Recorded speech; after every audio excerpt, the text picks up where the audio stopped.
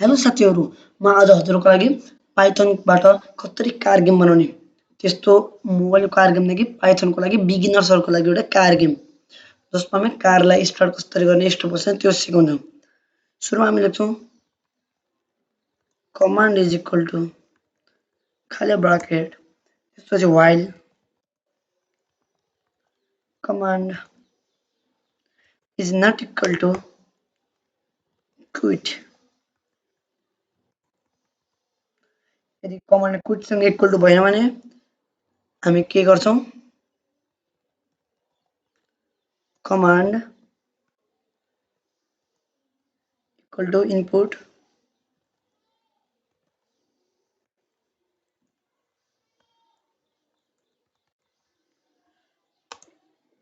use चिन्ह दिएर dot lower tab input अनि स्मलर देन साइन पछि लोअर गरेर इफ युज गर्नु छ इफ यहाँ राम्रो यो चाहिँ यहाँ हुनुपर्छ if command is equal to start print car started त्यसपछि if command is equal to stop print car stop त्यसपछि अझ if command is equal to quit हामी गर्छौं क्विट।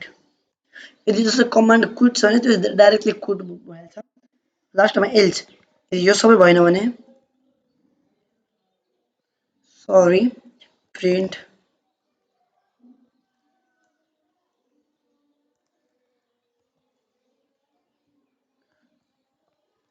सरी यहाँनिर sorry we can't understand त्यसपछि print type help for help अब हामी यहाँ एउटा कमान्ड लेख्छौं जसमा के यदि युजरले हेल्प टाइप गर्यो भने if command is equal to के help भयो भने print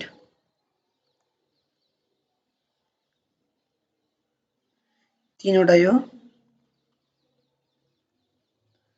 अब त्यसपछि हामी अब यसमा लेख्ने छौं हामी यसमा के लेख्ने छौं त भन्दा start to start the car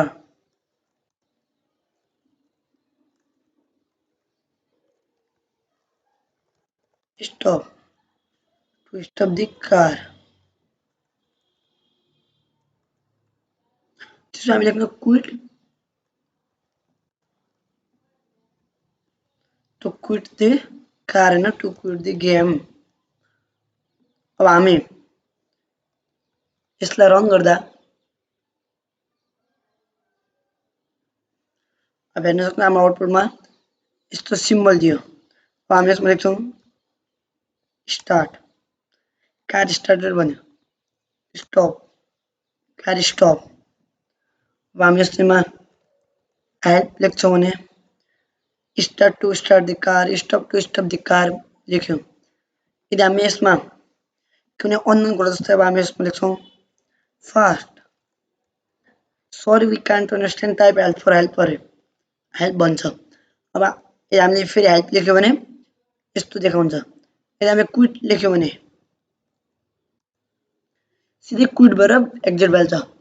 अब हामी यसरी यो एउटा कमान्ड दिन सक्छौं र यसरी मोर गेमहरुको लागि अथवा पाइथन सिक्नको लागि हाम्रो च्यानल सब्स्क्राइब गर्नुहोला। Thank you.